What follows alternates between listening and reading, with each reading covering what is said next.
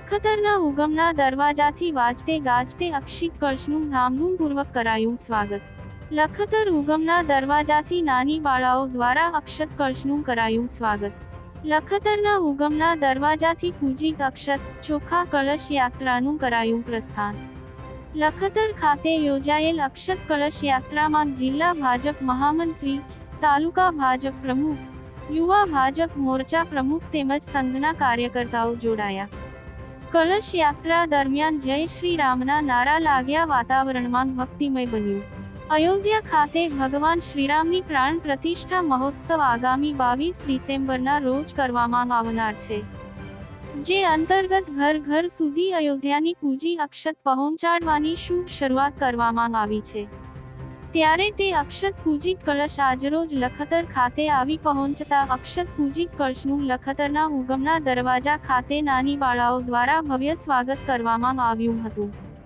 આ અક્ષત પૂજિત કળશ સ્વાગત તેમજ શોભાયાત્રા દરમિયાન સુરેન્દ્રનગર જિલ્લા મહામંત્રી જયેશભાઈ પટેલ, તાલુકા ભાજપ પ્રમુખ ડી.કે. ચવાલિયા, લખતર તાલુકા યુવા ભાજપ મોરચા પ્રમુખ ધુર્વરાજસિંહ રાણા, લખતર ગામના સરપંચ ગંગારામભાઈ પટેલ, લખતર તાલુકા ભાજપ મહામંત્રી હરપાલસિંહ રાણા, ઘનશ્યામભાઈ થાદોડા સહિતના આગેવાનો અને આરએસએના સંઘ જયસુખભાઈ વાહક, જયદીપભાઈ, સુખદેવભાઈ તેમજ કાર્યકર્તાઓ સહિત મોટી સંખ્યામાં ગામના વડીલો અને મહિલાઓ હાજર રહ્યા હતા.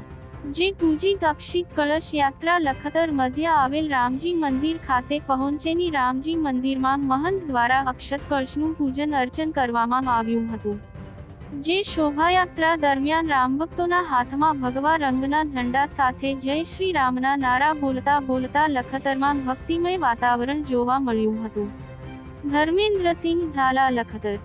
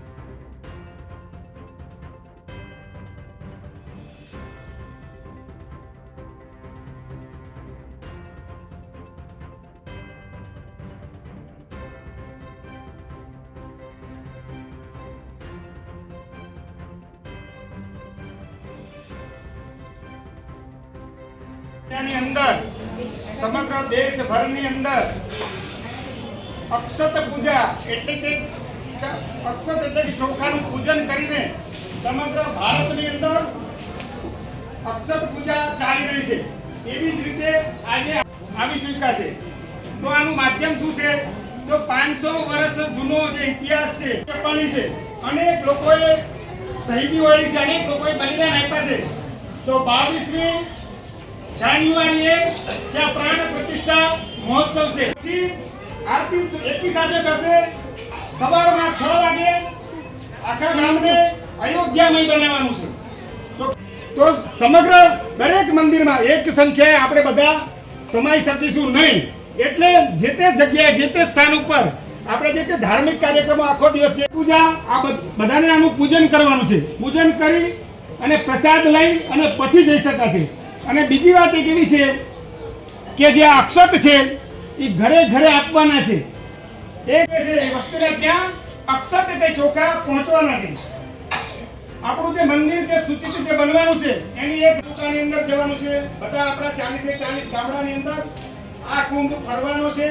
તો બધા જ આ કહેવાય ને 22મી તારીખે અયોધ્યાની અંદર રામની પ્રતિષ્ઠા થાય ત્યારે આપણે બધાએ રામ એ આપણા આરાધ્ય દેવ છે. તો એમને સાથેને બધાને જોડીને આ રાષ્ટ્રનું નિર્માણ કરવાનું છે. રાષ્ટ્ર મજબૂત કેવી રીતે બને?